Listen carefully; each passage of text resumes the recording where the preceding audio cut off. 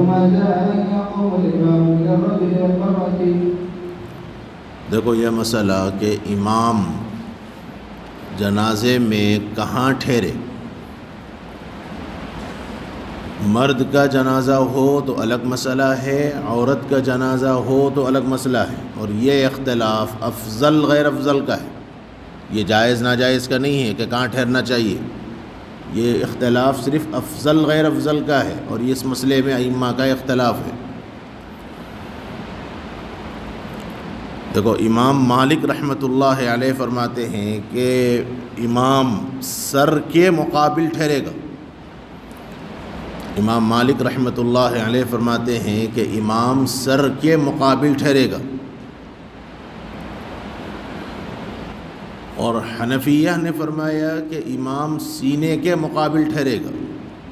یعنی ان دونوں حضرات نے مطلقاً مسئلہ بیان کیا، کوئی تحدید نہیں کی، تعیین نہیں کی، مرد ہو عورت ہو۔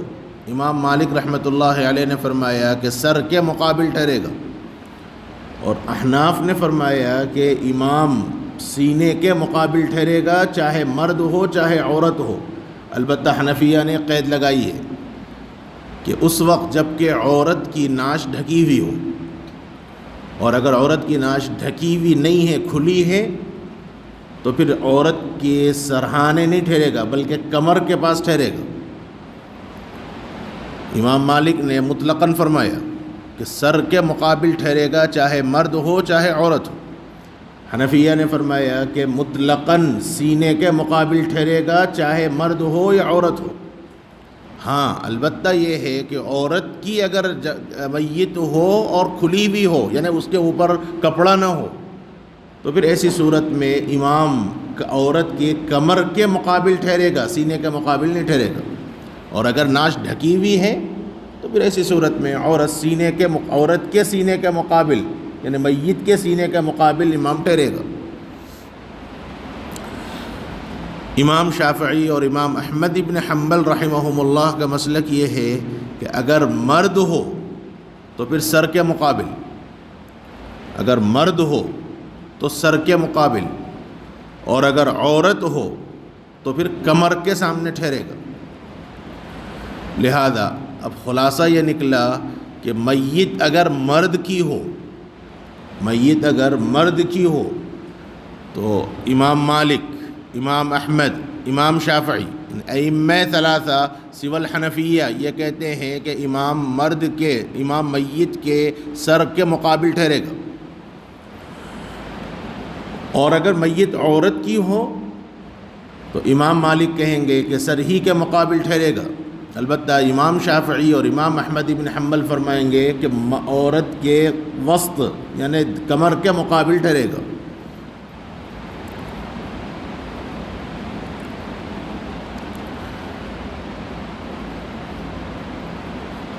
دیکھو اس باب کے اندر جو روایت آئی ہے، یہ روایت ہے حضرت ابو غالب کہتے ہیں کہ میں نے انس بن مالک رضی اللہ عنہ کے ساتھ ایک آدمی کے جنازے کی نماز پڑھی، تو فقام حیال رأسہ، تو وہ سر کے مقابل ٹھہرے۔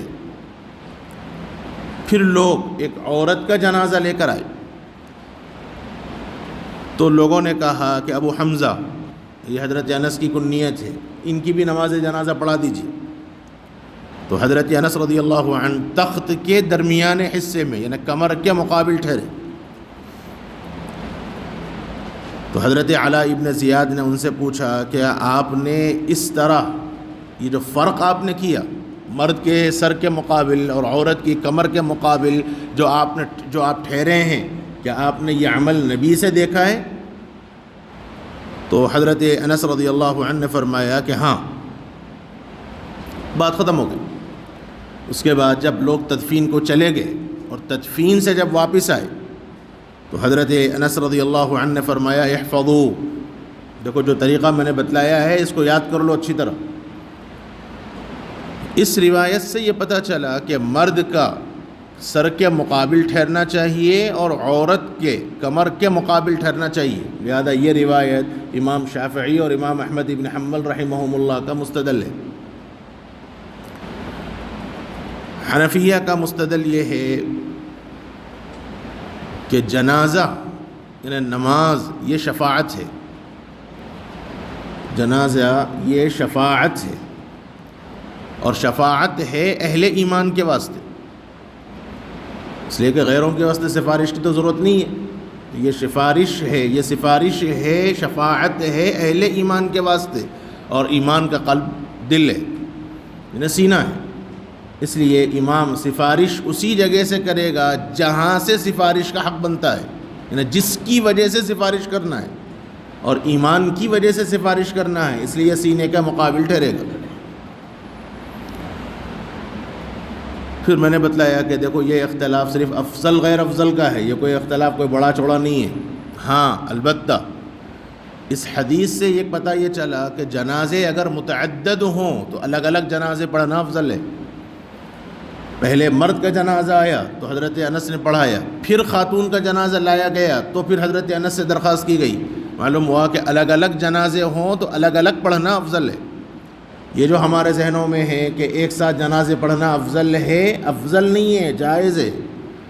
ایک ساتھ کئی جنازے آ جائیں تو افضل تو یہی ہے کہ ہر جنازہ الگ الگ ہو. ہاں ایک ساتھ پڑھنا جائز ہے، جیسے اس روایت سے حضرت انس کا عمل کا ثبوت ملا کہ حضرت انس نے 2 الگ الگ جنازے پڑھائے ہیں. چلیے.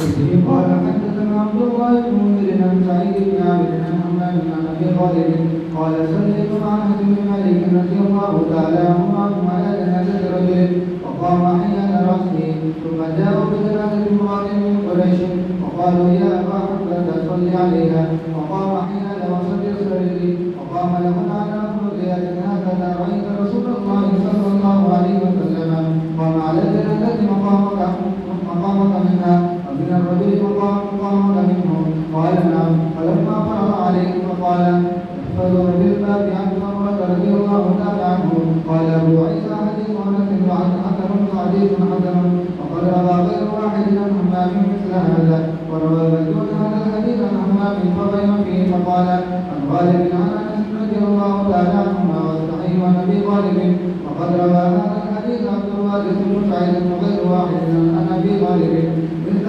رواية همام واختلفوا في اسم ابي غالب هذا وقال بعضهم اسمه نفس ويقال رد وقد ذهب بعض اهل العلم الى هذا وهو قول احمد واسحاق به قال حدثنا علي بن حجر قال حدثنا ابن المبارك والفضل بن موسى عن الحجر المعلم عن عبد الله بن بريدة عن سمرة بن جندب رضي الله تعالى عنهما وعنهم ان النبي صلى الله عليه وسلم صلى على امرأة فقام وسطها قال ابو عيسى هذا حديث حسن صحيح وقد روى شعبة عن الحجر المعلم. دیکھو حنفیہ کے پاس بھی ایک روایت ہے، اور یہ جو ابو غالب ہیں یہ ابو غالب ہی کے واسطے سے روایت آئی ہے، اور اس میں ہے صلیت خلف انس رضی اللہ عنہ علی جنازۃ فقام حیال صدری.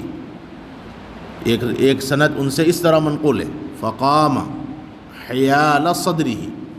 تو یہ حنفیہ کا مستدل ہے.